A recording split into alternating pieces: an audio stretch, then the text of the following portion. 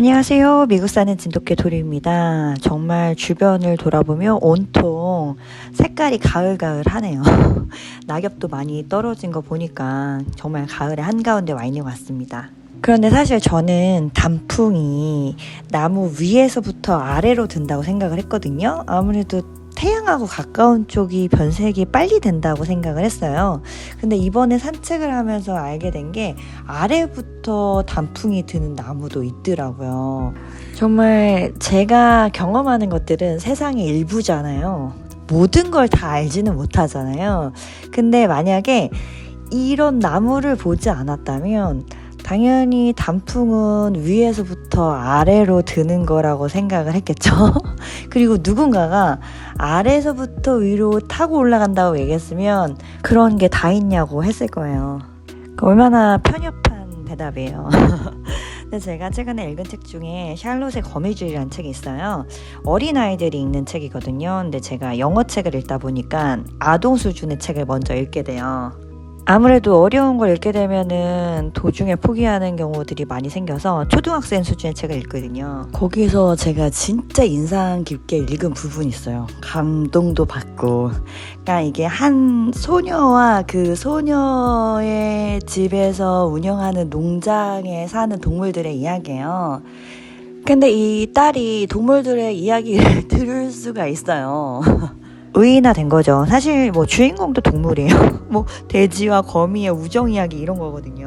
엄마는 기겁을 하는 거죠. 딸아이가 정신적으로 문제가 있나 보다. 그리고 이제 정신과 의사를 찾아가서 상담을 해요. 근데 이 의사의 대답이 정말 기가 막혀요.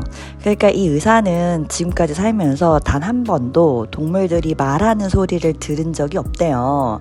그렇다고 해서 동물들이 말을 할 수 없다라고 단정 지을 수는 없다는 거예요. 왜냐면 그러한 것을 증명해낸 거는 이 세상 어디에도 없으니까. 그렇다면 동물들은 말을 할 수도 있다라는 가능성을 언제든지 열어둘 필요가 있다는 거죠. 그런데 이제 아이들의 경우는 어른들이 집중하지 않는 것들을 집중하는 게 있잖아요. 그리고 어른들은 바쁘고 정신이 없어서 뭐 동물들이 말하는데 관심도 없고 그러다 보니까 그들을 위해서 길을 열어두지 않는데 아이들은 다를 수 있다는 거예요. 그러니까 당신의 딸이 동물의 이야기를 듣는다면 나는 충분히 그 아이의 말을 믿을 준비가 돼 있다. 이렇게 얘기를 해주더라고요. 왜냐면 딸 아이가 그랬으면 정말 그 친구가 들었을 수도 있는 거잖아요. 그거를 내가 모른다고 해서 좀 정신이 이상한데 이건 아닌데 할 수는 없는 거죠. 그래서 정말 많이 배웠어요. 그리고 이제 그 미국의 그림책의 노벨상이라는 한 칼데코상이라고 있어요. 그 상을 받은 그림책이 있어요. 어리석은 판사라는 책인데 이 책도 같은 맥락의 메시지를 담고 있어요. 근데 그 의사와는 다른 거예요. 여기 한 판사가 있는데 그 사람 5명을 불러들여요. 근데 차례로 재판을 해요.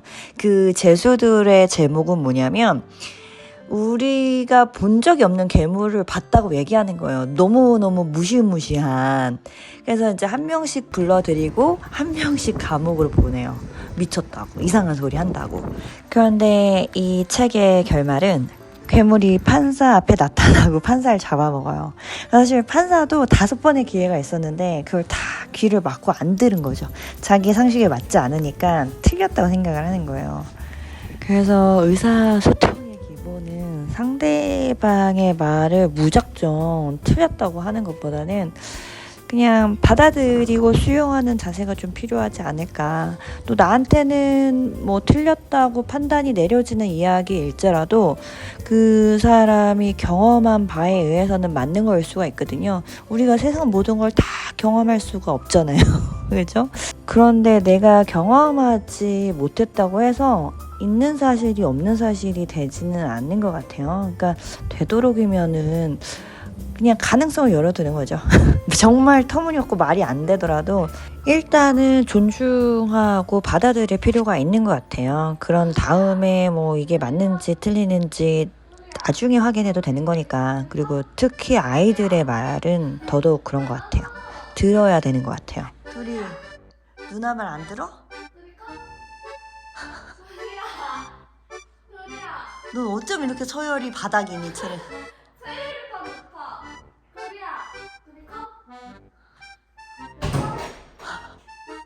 야, 채울이 뭐라자? 도리한테 물렸다는 거야. 들었어? 도리가 물었어? 그랬더니 자고 일어나 보니까 다리에 피가 나고 있더래.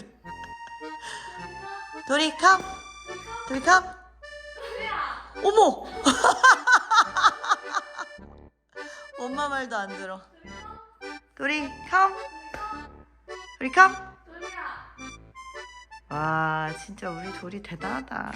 지금 보시는 장면은 도리가 그게 밤이 되면 말을 안 들어. 도리 컴!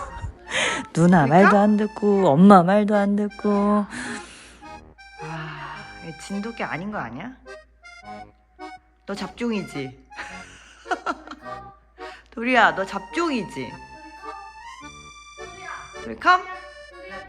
도리 컴?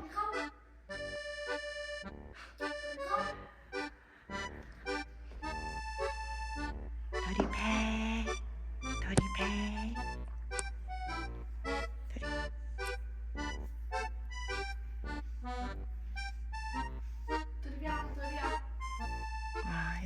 네 말만 안 듣는 게 아니라 엄마 말도 안 듣네. 업무 시간이 끝났는데 일을 시켜서 안 한다고 버팅기는 것 같았어요. 정말 이날 도리가 바깥에 보고 사람들 지나가지 않는 그런 시간이었거든요. 짖기는 짖더라고요. 일하라고 한 줄 알았나 봐요. 그리고 이제 이날은 할로윈 파티를 했던 날이에요. 막둥이 친구네 집에서 했는데 보통 할로윈이 있는 바로 전주 주말에 할로윈 파티들을 많이 해요. 그러면 이제 다들 할로윈 복장을 하고 모여서 같이 저녁도 먹고 노는 거죠. 그래서 이날은 그 친구 엄마가 게임을 준비를 했어요. 다들 이제 각자 연예인 캐릭터를 준 거예요. 이들 중에서 범죄를 저지른 사람이 있는 거예요. 범죄자가. 그래서 그 범죄자를 찾는 게임이에요. 근데 많이 어려웠나 봐요. 애들이. 누가 범죄자인지 맞추는 것도 힘들고 범죄자인 애가 자기가 범죄자인지도 모르고 범죄자 아닌 애들이 자기가 범죄자라고 착각하는 경우도 있고 막 이렇게 단서들이 꽤 복잡하고 어려웠던 모양이에요. 애들이 하기에는 난이도가 높았던 게임인 걸로. 근데 어쨌든 이거 게임 하니까 한 2시간이 후딱 간 것 같아요. 예, 그리고 이제 애들 이 집에 핫tub이 있어가지고 수영복 챙겨가서 거기서 스파하고 뒷마당에서 에그 헌팅을 했어요. 원래 에그 헌팅은 이스터 브레이크 때 부활절 때 하는 건데 할로윈 때도 하더라고요. 에그에다가 막 기프트 카드도 넣고 뭐 사탕이나 초콜릿 같은 거 넣고 애들 찾게끔. 그래서 밤 자정까지 파티를 즐기다가 돌아왔습니다. 그래서 워낙 미국 사람들 파티 좋아하는데 할로윈은 진짜 애들을 위한 축제이기도 하지만 어른들도 이날을 기다린 것 같아요. 다들 카스튬하고 막 달달한 거 먹고 그 다음에 파티도 하고 이런 어떤 즐거운 파티의 날?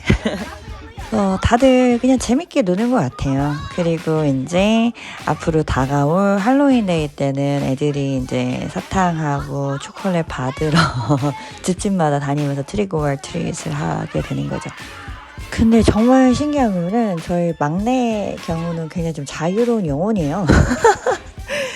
저만 그런 표현을 쓰는 게 아니라 학교 선생님들도 그런 표현을 쓰시더라고요. 자유롭다고. 근데 친구들도 굉장히 자유로운 아이들. 진짜 끼리끼리는 과학이라고 그런 것 같아요. 그리고 이제 엄마들끼리 모이면 저희도 항상 그 얘기를 하거든요.